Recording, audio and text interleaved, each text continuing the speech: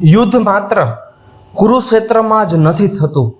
દરેક માણસના જીવનમાં એક કુરુક્ષેત્ર હોય છે અને દરેક માણસના મનમાં એક અર્જુન બેઠો હોય છે. અને જ્યારે જીવનમાં મૂંઝવણ આવે છે ત્યારે દરેક અર્જુનને એક કૃષ્ણની જરૂર પડે છે. જય શ્રી કૃષ્ણ મિત્રો. આજે હું તમને ભગવાન વિશે વાત કરવા આવ્યો નથી, હું તમને જીવન વિશે વાત કરવા આવ્યો છું. કારણ કે મને હંમેશા એક પ્રશ્ન થતો હતો કે હજારો વર્ષ પહેલા જન્મેલા શ્રી કૃષ્ણને લોકો આજે કેમ યાદ કરે છે? ભગવાન શ્રી રામ પણ હતા, ભગવાન શિવજી પણ હતા અને બીજા ઘણા મહાપુરુષો પણ હતા. પણ જ્યારે જીવનમાં મૂંઝવણ આવે છે, જ્યારે નિર્ણય લેવામાં મુશ્કેલી પડે છે, જ્યારે મન હારી જાય છે, ત્યારે મોટા ભાગના લોકો શ્રી ગીતાજીને યાદ કરે છે. કેમ? કારણ કે કૃષ્ણએ આપણને ધર્મ કરતાં પહેલાં જીવન જીવતા શીખડાવ્યું છે. મિત્રો, જરા વિચાર કરજો કે જે વ્યક્તિનો જન્મ જ જેલમાં થયો હોય, જન્મ થતાં પહેલાં જ એમના હત્યાના પ્રયાસો શરૂ થઈ ગયા હોય, જેના જીવનમાં બાળપણથી જ સંઘર્ષ હોય, એ વ્યક્તિ જો ફરિયાદ કરતી હોત તો કદાચ આજે આપણે કૃષ્ણને ઓળખતા પણ ન હોત. પણ કૃષ્ણએ ક્યારેય પણ ફરિયાદ કરી નહોતી.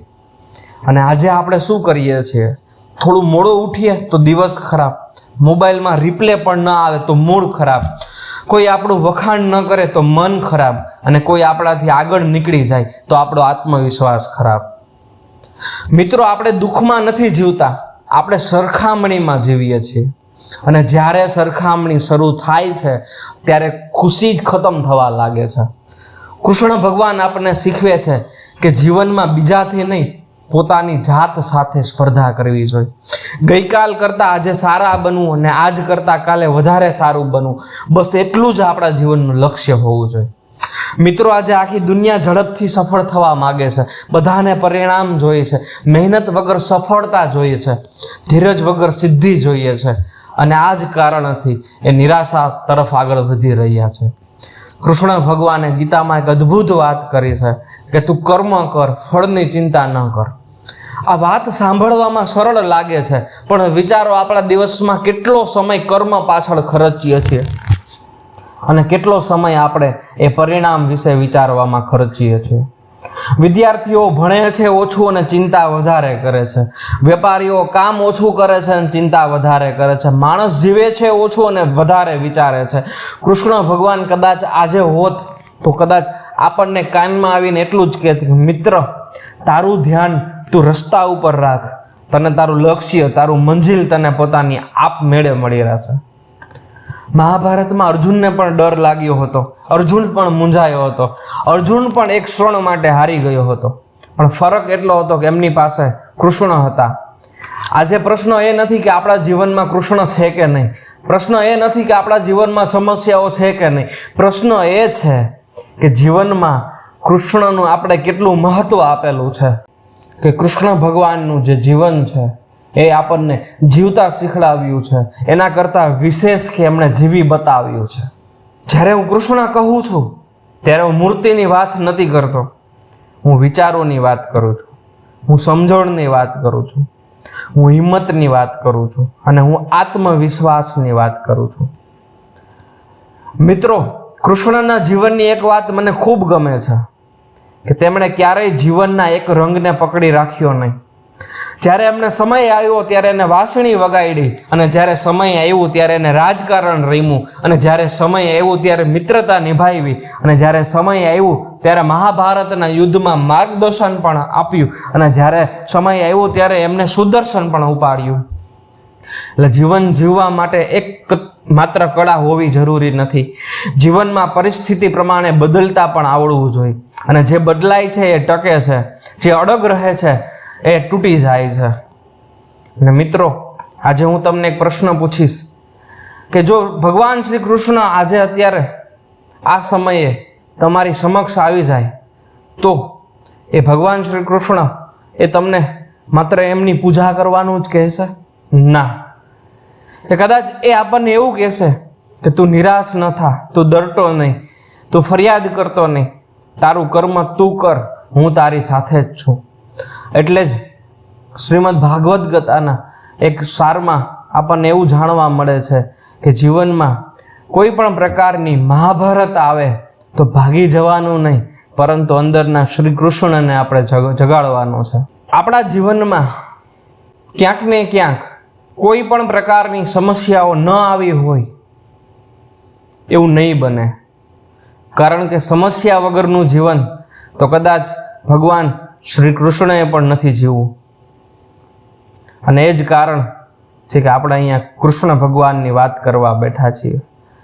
મિત્રો, ઘણા લોકો ભગવાનને મંદિરમાં શોધે છે, ઘણા લોકો ભગવાનને મૂર્તિમાં શોધે છે, પણ હું માનું છું કે ભગવાનને સમજવા હોય તો તેમના જીવનને સમજવું પડે. કારણ કે પૂજા અને તમને માત્ર શ્રદ્ધા આપે છે, પણ સમજણ તમને દિશા આપે છે. અને શ્રી કૃષ્ણનું સમગ્ર જીવન એક દિશા છે. આજે આપણે એવા યુગમાં જીવીએ છીએ કે જ્યાં માહિતી ઘણી છે પણ સમજણ ઓછી છે. મોબાઈલમાં 1000 કોન્ટેક્ટ છે પણ વાત કરવા માટે કોઈ માણસ નથી. સોશિયલ મીડિયામાં હજારો ફોલોવર્સ છે પણ પ્રોત્સાહન આપવા 2 લોકો નથી. બેંકમાં પૈસા વધી રહ્યા છે પણ ચહેરા પરની ખુશીઓ ઘટી રહી છે. અને એટલે જ આજે કૃષ્ણ વધારે જરૂરી છે, કારણ કે કૃષ્ણ આપણને માત્ર સફળતા નહીં પરંતુ સંતુલન પણ શીખવે છે. જ્યારે હું કૃષ્ણના જીવન વિશે વિચાર કરું ત્યારે મને હંમેશા એક વાત યાદ આવે છે કે ભગવાને જો ઈચ્છ્યું હોત તેમનો જન્મ મહેલમાં પણ થઈ શક્યો હોત, સોનાના પારણામાં પણ થઈ શક્યો હોત, રાજા તરીકે પણ થઈ શક્યો હોત, પરંતુ એમને જન્મ માટે જેલ જ શું કામ પસંદ કરી? ક્યારે વિચાર્યું છે કેમ? કારણ કે ભગવાન કદાચ આપણને પ્રથમ દિવસથી જે સંદેશ આપવા માંગતા હોય કે જન્મ જગ્યાએ થયો એ મહત્વની વાત નથી, જીવન ક્યાં સુધી પહોંચે છે એ મહત્વપૂર્ણ છે. આજે ઘણા લોકો પોતાની પરિસ્થિતિને દોષ આપે છે અને કહે છે કે મારું ગામ નાનું હતું, મારી પાસે પૈસા નહોતા, મને યોગ્ય માર્ગદર્શન નહોતું મળ્યું, મારા પરિવારમાંથી મને કોઈને સપોર્ટ નહોતો. પણ મિત્રો, જો જેલમાં જન્મેલો બાળક દ્વારકાધીશ બની શકે છે તો તમારી પાસે આનાથી મોટી સમસ્યા તો નહીં જ હોય ને. સમસ્યા એ નથી કે આપણને જીવનમાં મુશ્કેલીઓ છે, સમસ્યા એ છે કે આપણે મુશ્કેલીઓને કેવી રીતે જીવીએ છીએ, કે મુશ્કેલીઓને કેવી રીતે આપણે એનું સોલ્યુશન લાવીએ છીએ.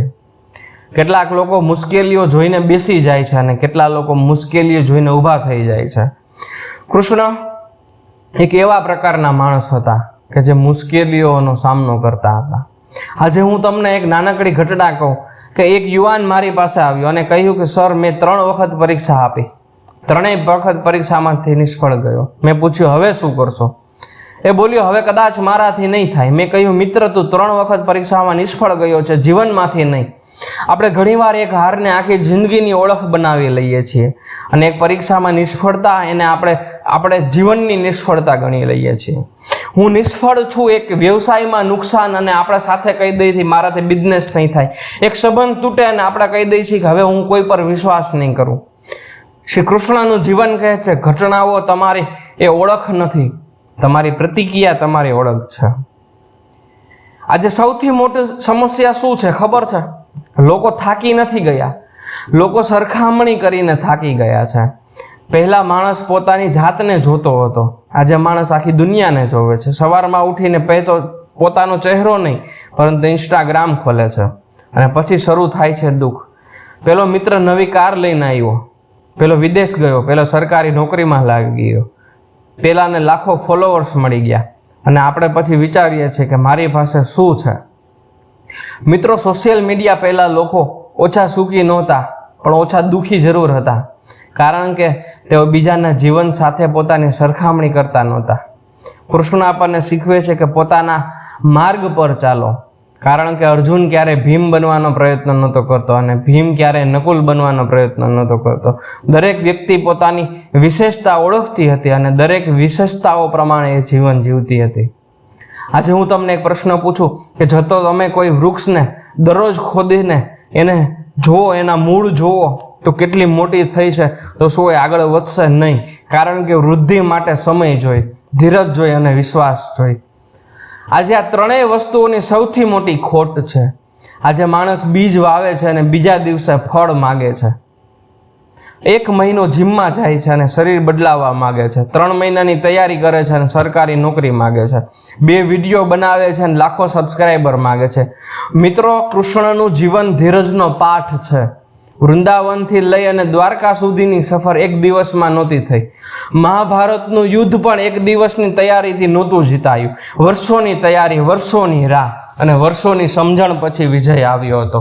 આપણે માત્ર વિજય જ જોઈએ છે, પણ વિજય પહેલાંની તૈયારી નથી કરતા આપણે. અને મિત્રો, આપણા જીવનની સૌથી મોટી એક ભૂલ શું છે ખબર છે તમને? આપણે પરિણામને પ્રેમ કરીએ છીએ, પરિક્રિયાને નહીં. બધાને સફળતા જોઈએ છે પણ મહેનત કોઈને નથી ગમતી. બધાને મેડલ જોઈએ છે પણ પ્રેક્ટિસ કોઈને નથી ગમતી. બધાને ફળ જોઈએ છે પણ વૃક્ષ ઉછેરવું કોઈને નથી ગમતું. અને એટલે જ ગીતા એટલી મહાન છે, કારણ કે કૃષ્ણ આપણને પરિણામ નહીં, પ્રક્રિયાને પ્રેમ શીખવે છે. કર્મ કર, કારણ કે કર્મ એ જ તારો ધર્મ છે.